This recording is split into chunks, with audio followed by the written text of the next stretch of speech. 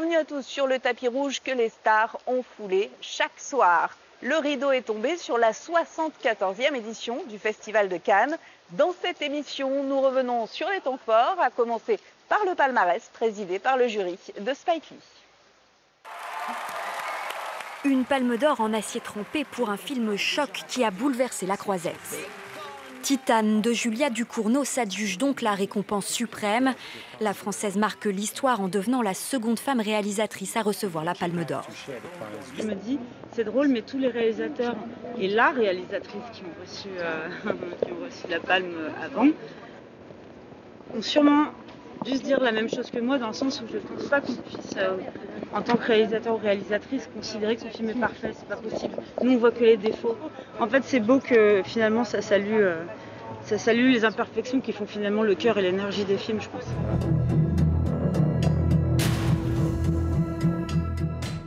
Vincent Lindon et Agathe Roussel se partagent les rôles titres de ce film sombre, violent et hypnotique qui fait également la part belle à la tendresse et à la sexualité.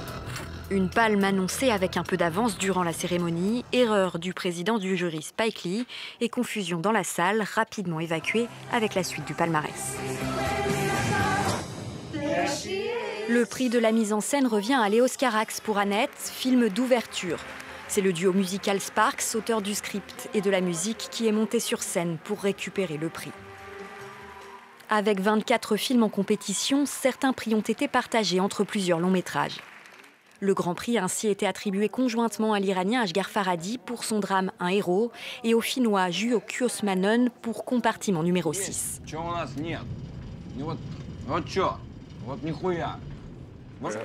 Idem pour le prix du jury, partagé entre Le Genou d'Aed de l'Israélien Nadav Lapid et Memoria d'Apitchapong Viraj-Thakur. Renate Reinsve remporte le prix d'interprétation féminine pour son rôle dans Julie en 12 chapitres et c'est Caleb Landry Jones qui est couronné meilleur acteur pour son rôle dans Nitram. Enfin, le prix du meilleur scénario revient lui à Ryusuke Hamaguchi pour Drive My Car, un road movie basé sur une nouvelle de Murakami. Drive My Car. C'est le moment de revoir les moments marquants de cette édition estivale, une première en raison de la pandémie. De Catherine Deneuve à Matt Damon, les personnalités étaient au rendez-vous. Un prix très spécial pour une actrice unique. Jodie Foster a reçu une palme d'honneur lors de la cérémonie d'ouverture du festival. L'actrice et réalisatrice américaine aux plus de 50 films a exprimé dans un français parfait son émotion et sa gratitude pour ce festival qui l'a vu grandir au cinéma. Une autre grande dame du cinéma sous les lumières de cette 74e édition, Catherine Deneuve. L'actrice à la carrière impressionnante est à l'affiche du nouveau film poignant d'Emmanuel Berco, De son vivant, présenté hors compétition à Cannes. 18 mois après son AVC au cours du tournage du film, son retour auprès du public était chargé d'émotions. Je pense que j'ai jamais été émue comme ça, comme hier soir dans la salle et à la façon dont les gens accueillaient le film et m'accueillaient moi. Donc c'est vrai que ça a été c'était très, très émouvant, oui. Du tapis rouge au tapis vert, en plus de quelques mesures en faveur d'une édition plus éco-responsable, le festival a lancé l'initiative Cinéma pour le climat, une sélection de 7 films sur l'environnement, dont La Panthère des Neiges, adaptée du livre de Sylvain Tesson, ou encore Bigger Than Us, portrait de jeunes militants, coproduit par Marion Cotillard. Marseille sur la Croisette, la cité phocéenne et ses quartiers nord sont le décor de 3 films. Bac Nord de Cédric Jiménez avec Gilles Lelouch et Adèle Exarchopoulos. Puis je fais ce métier, moi je le fais, je comprends pas pourquoi, je comprends pas comment on en est arrivé là en fait. Allez, tant que je suis debout, je resterai solide. Mais aussi Bonne Mère, deuxième film d'Afia Herzi derrière la caméra. Et puis l'américain Matt Damon et la française Camille Cotin ont monté ensemble les marches du Palais des Festivals pour présenter le thriller Stillwater de Tom McCarthy. You're the father of the girl, the American student? Yes, ma'am. 3 ans après la Palme d'Or de Koreeda, Cannes cette année était aussi une affaire de famille. Tilda Swinton a foulé le tapis rouge avec sa fille Honor Byrne. Sean et Dylan Penn sont venus présenter Flag Day, dans lequel l'acteur-réalisateur américain dirige et joue aux côtés de sa fille pour la première fois. Pour moi, l'histoire du film, c'est l'amour d'un père pour sa fille. En fait, c'est une déclaration d'amour que vous lui faites. J'espère. Autre histoire de famille sur grand écran, Jane by Charlotte, le documentaire émouvant que consacre Charlotte Gainsbourg à sa mère Jane Birkin, entre confidences sur pellicule et émotions à vif. Je me sentais très privilégiée d'être dans ta présence.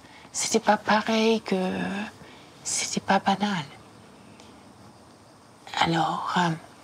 ça commence bien. Marion Cotillard, Leila Bekti, Jacques Audiard, Valérie Lemercier sont quelques-unes des stars rencontrées par France 24 tout au long du festival. Voici nos moments préférés.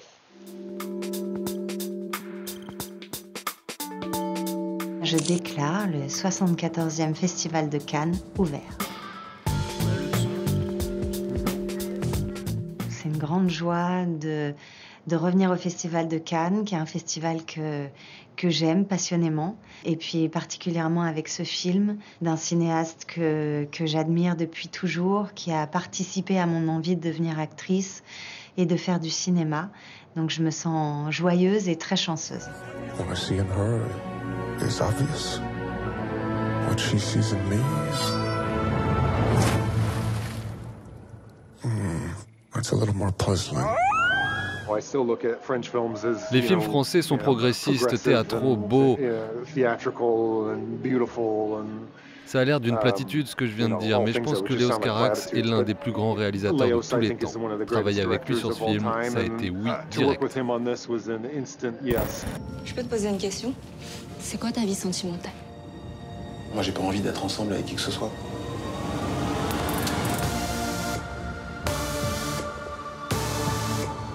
Pourquoi vous êtes parti alors? Pour m'installer à Paris. Paris, c'est dur à filmer. C'est une ville nostalgique, romantique, muséale. Votre plus beau souvenir du Festival de Cannes? Mon plus beau souvenir... Votre palme? Un prophète. J'étais très fier de mes comédiens, voilà, très fier. T'as Raïm qui est aujourd'hui membre du jury. Pas le seul, Reda Kateb, il y avait du monde, hein, je peux vous le dire. Là, on se dit que tiens, voilà, le cinéma a servi, ça c'est bien. Raïm, est-ce que ça vous a mis la pression tout de même de jouer avec Jodie Foster? J'étais ravi et en même temps j'étais intimidé quand je l'ai rencontré parce que c'est une icône, c'est quelqu'un qui m'a inspiré beaucoup, avec qui j'ai grandi. J'ai grandi avec ses films et ses performances et elle fait partie de ma mythologie cinématographique. Donc oui, effectivement, je suis un peu intimidé en arrivant, mais quand je la rencontre, je rencontre quelqu'un de formidable, simple. Elle a une expérience, une force d'interprétation et un réalisme à chaque chose qu'elle fait que finalement, ça vous porte.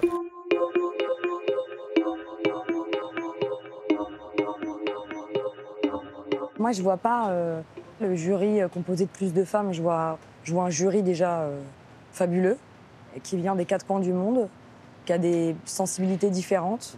Mylène Farmer n'est pas Mylène Farmer parce qu'elle est une femme.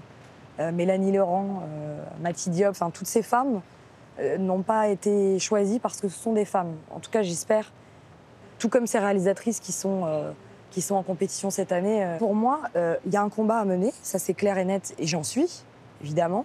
Le combat sera complètement fini le jour où ce ne sera plus un sujet.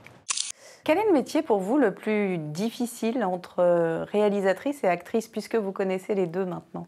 Honnêtement, réalisatrice, c'est beaucoup de travail, hein. En tout cas, moi j'écris aussi, donc il y a auteur, réalisateur. On doit porter un projet de A à Z, du début à la fin, jusqu'à la dernière validation de son, même jusqu'aux sous-titres anglais pour vérifier que tout est bien traduit. J'aime tellement ça que je me dis, si je passe 4 ans à faire un film et que je joue pas du tout, ça me semble encore compliqué, voilà. Et le plaisir de jouer le rôle était une des parties amusantes à faire.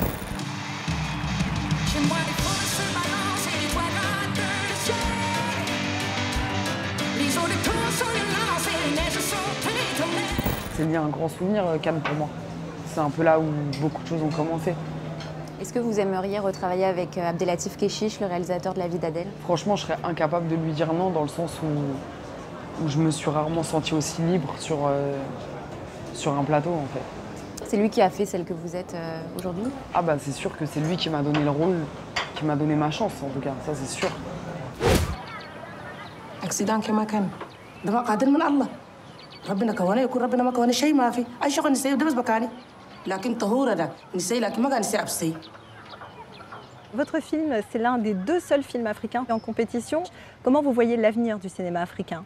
Je suis tout simplement optimiste quand je vois tous ces jeunes qui rêvent de faire du cinéma. Il leur manque une formation, des moyens, mais moi je me dis que quand on veut faire quelque chose, on doit inventer les moyens avec lesquels on doit pouvoir l'exercer. Et c'est l'invention de cette économie-là qui manque, mais je crois qu'il y a une vague qui arrive.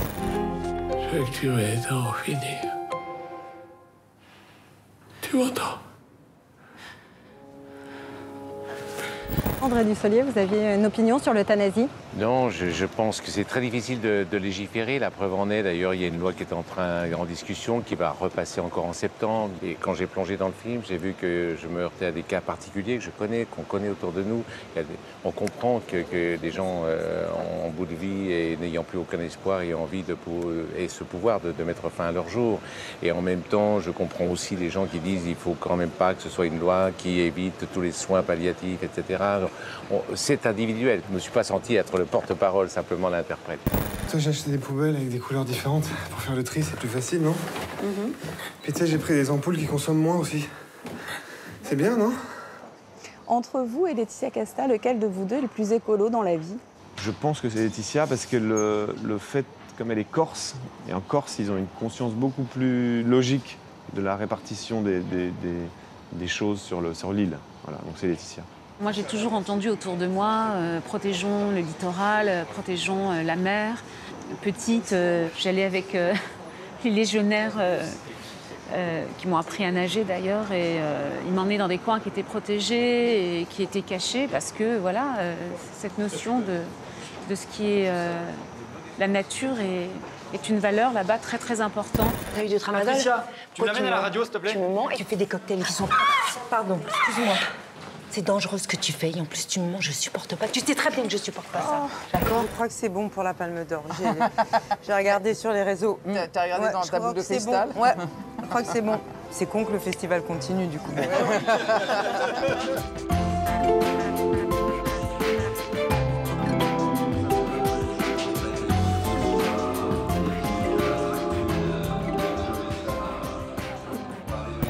C'est la fin de notre couverture de ce grand rendez-vous du cinéma mondial. Vous pouvez en retrouver l'intégralité sur notre site internet france24.com. Merci de votre fidélité et pour ma part, je vous retrouve très vite à Paris. J'ai adoré. I'm off to meet Oliver Stone for his new book. Je suis désolée. Moi,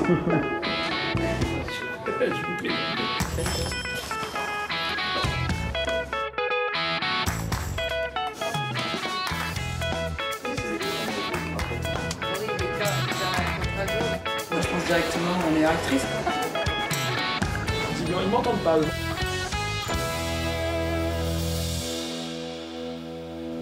Super.